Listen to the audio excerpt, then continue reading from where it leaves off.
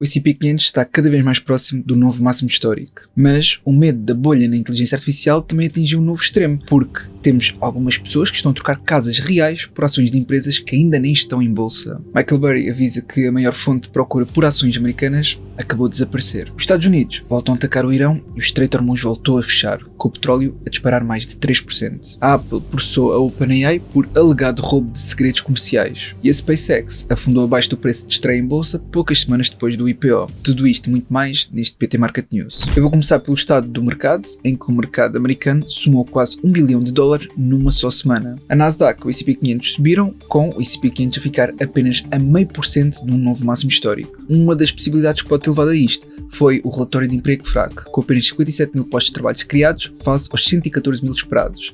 E os dados fracos de emprego reduzem a expectativa de subida de juros, o que costuma empurrar as ações para cima. A euforia é evidente nos indicadores de sentimento e temos este rácio de opções de venda sobre opções de compra que caiu para 0,61, que é uma das maiores quedas diárias que há registro, que é sinal de que os participantes estão fortemente posicionados para as subidas. Os fundos de ações a nível global captaram mais de 56 mil milhões de dólares numa semana, que é a quarta maior entrada do ano. E os ativos em ETFs cotados nos Estados Unidos atingiram um recorde de 15,6 bilhões de dólares, que é o dobro em apenas 30 meses. A dependência da inteligência artificial é o outro lado desta moeda, em que o investimento em AI representa agora mais de 25% do crescimento do PIB americano, que é a maior contribuição alguma vez registada. Por outras palavras, por cada 4 dólares de crescimento económico nos Estados Unidos, vem de gastos em AI. Eu também aproveito para agradecer à Frame24 por apoiar este vídeo, que eles têm vários instrumentos financeiros, como ações, ETFs e obrigações, em bolsas como a Nasdaq, New York Stock Exchange, entre outras, sendo que eles também têm várias ferramentas que permitem auxiliar na respectiva análise. Ainda pegando nesta parte defensiva que acabei de partilhar, eu também quero que tu tenhas noção dos avisos de bolha, que temos o sinal mais chamativo que veio do imobiliário de São Francisco, onde há pessoas a trocar casas reais por ações de empresas que ainda nem sequer negociam em bolsa. A OpenAI e a Anthropic não estão cotadas e as ações não podem ser livremente transacionadas, porque nenhum mercado lhes atribui um preço. Ainda assim, há donos de imóveis a aceitar esses títulos como pagamento. Já o Michael Burry aponta para outro alerta, em que diz que a emissão líquida de ações nos Estados Unidos voltou a ser positiva pela primeira vez desde 2021, o que significa que as empresas estão a emitir mais ações novas do que aquelas que recompram. Isto durante quase 20 anos, as recompras reduziram silenciosamente o número de ações em circulação e sustentaram os preços, e essa força inverteu-se. E também temos que os mercados de crédito também estão a soar os alarmes, em que temos os prémios dos seguros contra incumprimentos que estão a alargar, um sinal visto pela última vez no outono de 2025, antes das ações de software e os grandes fornecedores de nuvem estarem sob pressão. E para além disto tudo, há uma volatilidade elevada por baixo da superfície do mercado, em que a diferença entre a volatilidade das ações individuais do S&P 500 e o índice de volatilidade subiu para um recorde de 34 pontos, que é um salto de 127% desde março. Portanto, isto são apenas algumas chamadas de atenção para ser mais defensivo. Mas no plano da geopolítica com impacto direto no mercado, os Estados Unidos voltaram a atacar o Irão, um terceiro ataque numa só semana. O Irão respondeu com uma nova vaga de retaliações contra aliados americanos no Médio Oriente e voltou a declarar que o Estreito de Hormuz vai encerrar até nova ordem. Os militares americanos garantem que o estreito continua aberto a todos os navios que transitem legalmente, contrariando a versão iraniana. Na prática, o tráfego marítimo colapsou para cerca de 11 travessias por dia, contra um pico próximo de 60 no final de junho. Continuando nas grandes empresas de tecnologia, a Apple avançou com um processo contra a OpenAI por alegado roubo de segredos comerciais.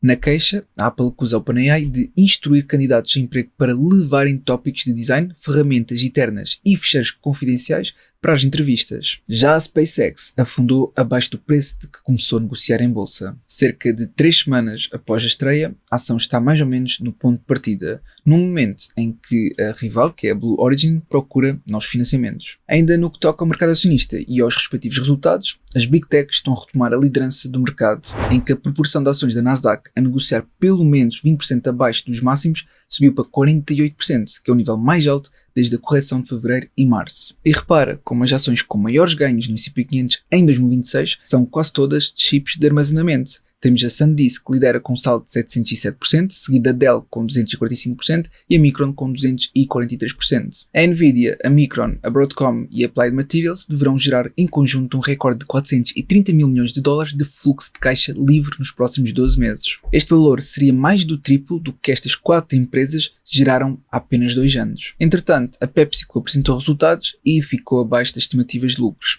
A empresa aponta para consumidores americanos a apertar o orçamento, apesar da procura internacionalmente forte. Por outro lado, a corrida da AI entre os Estados Unidos e a China está a intensificar-se, porque em 20 dos 50 modelos da AI mais usados no mundo vêm agora da China, numa subida de 400% desde 2025. Enquanto os modelos americanos no grupo caíram de 33 para 28. A OpenAI e a Google confirmaram ter fornecido modelos avançados a subsidiárias em Singapura de empresas chinesas, que estão listadas como negras pelos Estados Unidos. Entraram nesse lote de negro tanto a Alibaba, a Baidu e a Tencent, que agora constam numa lista do Pentágono. As posições em ações das famílias americanas chegaram a um recorde de cerca de 72 bilhões de dólares, que é 33% acima da tendência de longo prazo. Por outro lado, as ações estrangeiras já superaram as americanas há 70 semanas seguidas, na maior sequência desde 2008. Sobre o panorama económico mundial, a Allianz Trades prevê um abrandamento da economia global para 2,5% em 2026, que é o ritmo mais fraco desde a pandemia.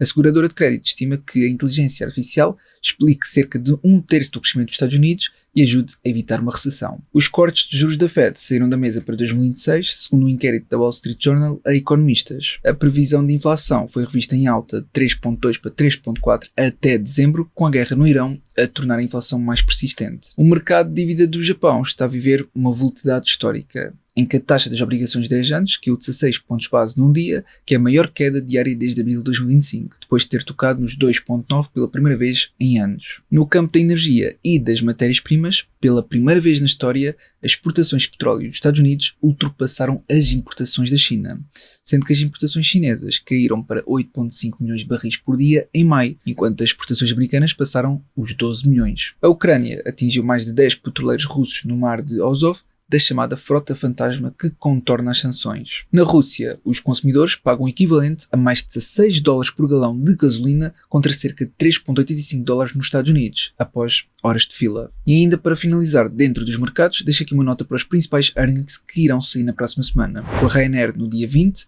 a Google, Meta e Tesla no dia 22, depois a Intel no dia 23 e por fim a American Express no dia 24. Já em Portugal, o Conselho da União Europeia recomenda que o país melhore o acesso à habitação e à saúde.